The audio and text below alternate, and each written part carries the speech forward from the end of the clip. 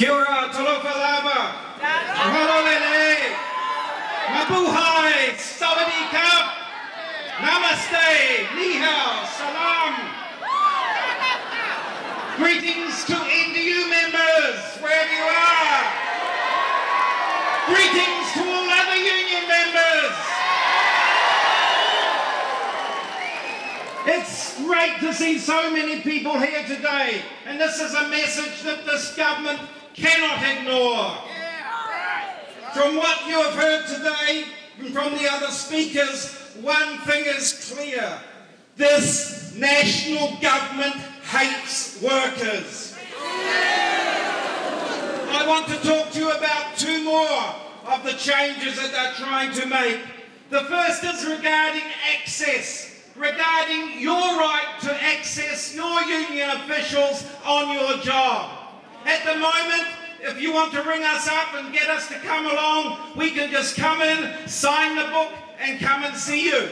Under this new law, the government says we have to give 2 days' notice in writing.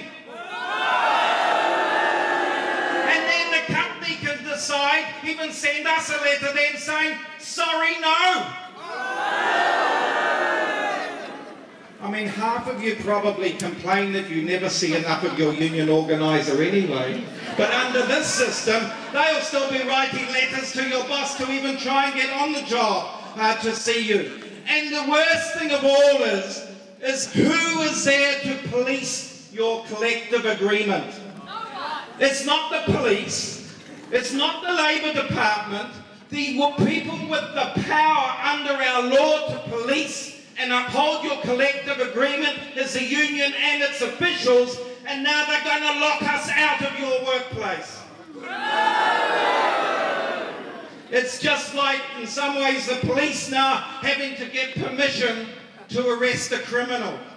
Well, that's not going to happen, and we are made to make sure that it is not going to happen. When we had this law during the 1990s, organisers from my union and other unions were arrested many times just ignoring that. And I give a commitment today, if it's a matter of seeing you or ignoring this new law, we will be there to see you, whether we get thrown out by the thugs or the security guards or arrested by the police. We will be there for you.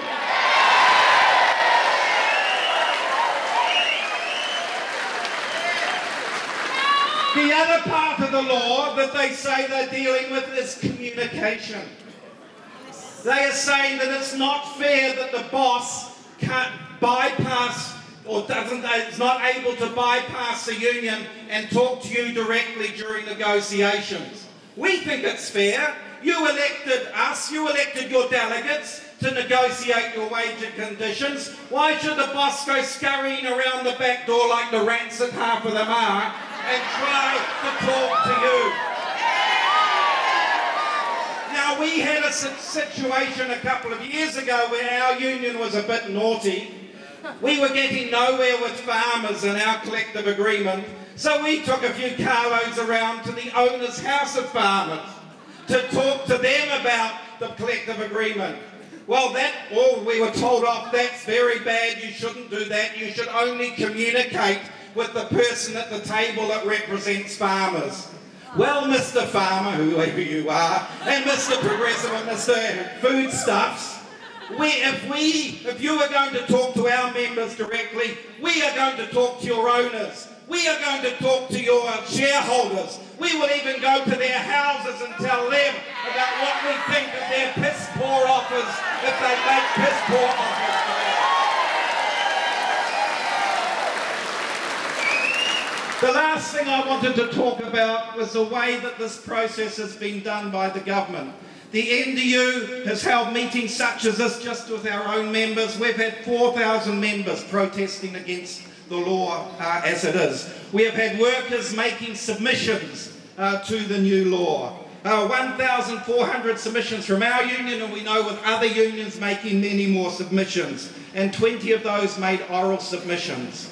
Just a couple of days ago, one of our members got a letter back from the government's committee saying that,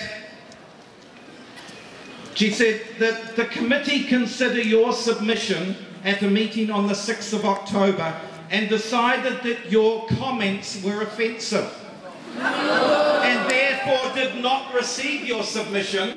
The committee is therefore returning your submission attached. What were her offensive comments? She didn't use the F word or the B word or the words that you can't even say the letter for. She said this, and listen carefully.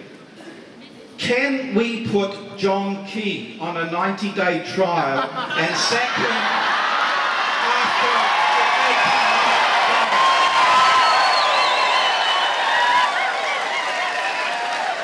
That says it all, doesn't it?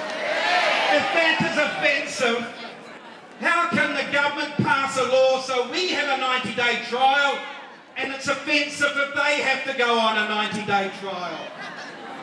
That letter was heavy-handed and it was very abusive to our member. I say member because when she actually filled that in, she wasn't a member of ours. She just, the things came to her work and she filled them out. The letter came on the 6th of October. Guess what? She's a member of ours. So we will defeat this bill. Nothing is surer. We will defeat this bill. If not today, we will defeat it tomorrow. If not tomorrow when the bill becomes law, we will defeat it on the streets. We will defeat it in the workplaces. And we will defeat it next year when we throw this anti-worker government out of the Treasury election. Don't think John Key and his party of union bashers will win. We defeated John Banks and got Len Brown in. In Wellington and Dunedin, they also got rid of their Tory mayors and got good pro-working class people in. We can win. We will win. We will throw this bill and this government into the dustbin of history. Kia ora koutou. Robert Reid. You know what happens?